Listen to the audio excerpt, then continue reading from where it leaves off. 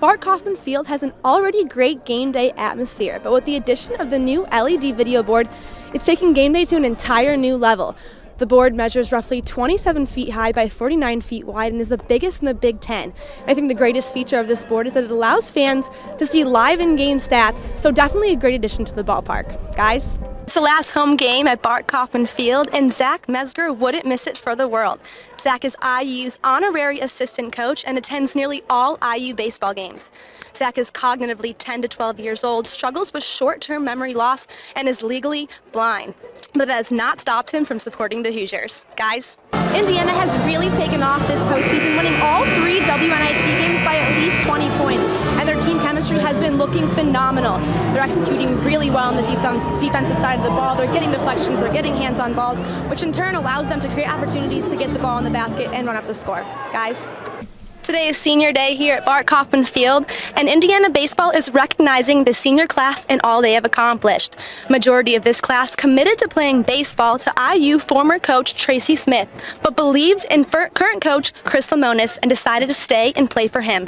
Congratulations to the seniors, guys. Quite the senior season Tyra Buss is having. As of today, she became just the 9th player in school history to record 700 points in a single season. She was also recently named a WBCA All-Region finalist. She's one of 52 nominated for this award, and it's no surprise that she's averaging 20 points per game and leading the nation in minutes played. Guys, Will Watson earned himself his first ever career honors this past week. He was named Big Ten Player of the Week after an outstanding performance against Rutgers. He brought in 12 runs, scored 6 times, and in just Saturday's game alone, hit 2 home runs in the 3rd inning and collected 8 RBIs, tying the school record. Paulie Milto had himself a year last season, earning IU's Pitcher of the Year award, and seems to be heading in that same direction this season as he earned Big Ten Player of the Week after pitching against Boston College. UC Davis has been all over the map this postseason, literally. After they won in Wyoming last week, the Aggies have traveled a total distance of 7,182 miles. That's roughly the distance between Sacramento, California and Cairns, Australia. If they qualify for the NCAA Regional, it'll be their 5th time in just 6 seasons, and this will also be the best run by a Big Ten team in over 20 years. With the return of Sowers, Miller, and Lloyd, it definitely puts the Hoosiers in a good place to qualify. Well, Death Valley sure wasn't roaring this weekend as LSU's streak of 49 straight non-conference home wins came to an end. Seniors Jessica and Jasmine Jones have been playing basketball since 6th grade, but they didn't start taking it seriously until about their sophomore year in high school, when the two found themselves too tall for horseback riding. Yes, you heard correctly, horseback riding. The two traveled to riding competitions their entire life and even owned a horse named M&M. Jessica said owning a horse taught the two the value of hard work and how to work together. So when they started being recruited to play basketball in college, they knew they wanted to stick together.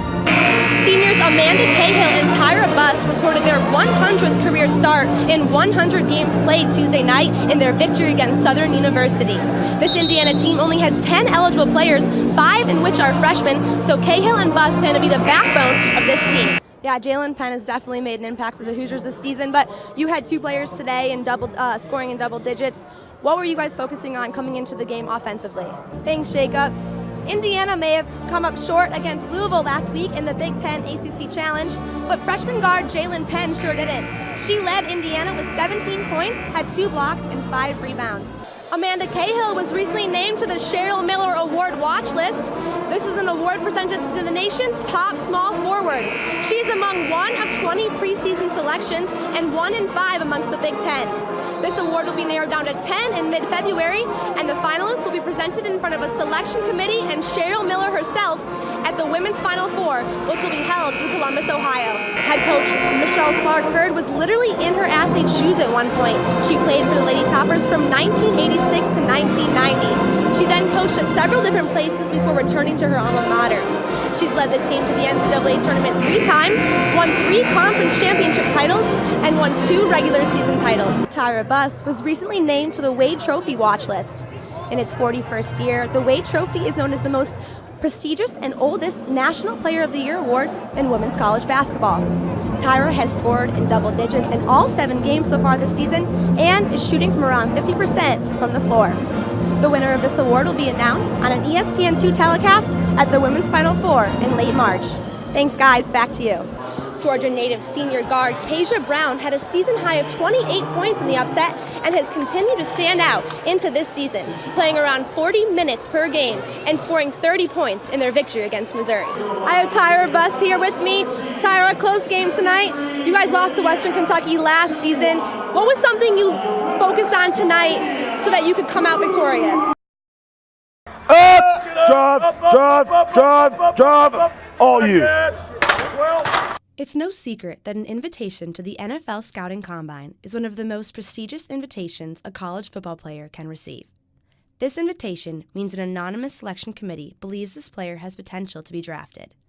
This year, 5 Indiana University football players are believed to have potential to play professional football. I mean, it's just a blessing for me, and it's an honor. It just shows me that I have an opportunity. I thank God every day about it, and I'm just going to do whatever I can to be at my best at the Combine.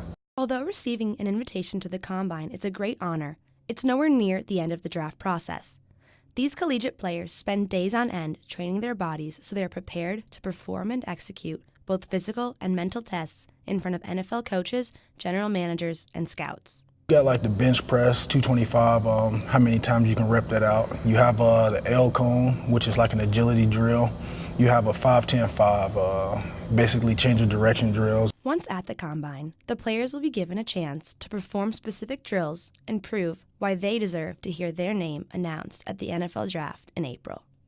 Obviously, it's going to be people there that I've never seen before, different athletes, coaches, general managers, owners, guys like that. So I've never been to a Combine, but I know it's going to be some things there that are going to have us do that I never did before. So just preparing to be the best that I can. For IU Sports Media, I'm Jackie Cardelli. 1, 2, 3, every day! From Marshall University to Indiana University, from a 42-12 record to a 23-31 record, Shonda Stanton has big plans for this program. And after being named IU's new head softball coach last June, Stanton has been working every day to implement a new mindset. We ask them every day, are you strong enough for the journey? And that's what this is about. We're focusing a lot on culture. We've got to lay that foundation, and we've been telling them all along that Team 45 is the team that is going to be the difference maker. It's going to be the team that's laying that foundation, and whether that foundation's on bedrock or sand is going to make a difference what this program is going to be about, whether or not we'll be sustainable. Stanton knew coming into this that creating a new mindset might not be the easiest of tasks, as the Hoosiers are returning 8 starters from last season. However, despite adjusting to a new mindset, the team wants nothing less than to create a solid foundation for the future.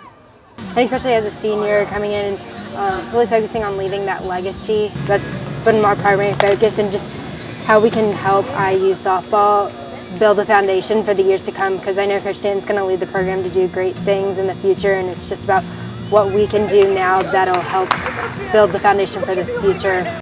As Indiana heads into the start of Big Ten play, they look to attack good pitches, work the count, and focus on the process. For IU Sports Media, I'm Jackie Cardelli.